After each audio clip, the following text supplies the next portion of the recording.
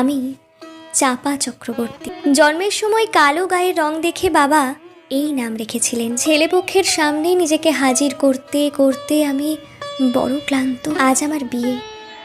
37-এ এসে অবশেষে একখানা বর জুটোতে পারলাম। যদিও তাদের দাবি একটু বেশি, 10 ভরি সোনা আর নগদ 50,000 টাকা।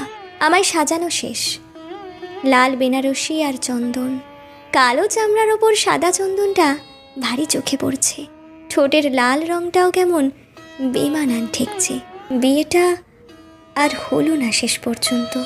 পণের টাকা গয়না কিছুই জোগাড় হয়নি। বড় বৌদি বলে দিয়েছে মাকে কাল সকালেই আমায় নিয়ে কাশি চলে যেতে। কিন্তু আমার বৃদ্ধ মা এই বয়সে আমায় নিয়ে কোথায় যাবেন?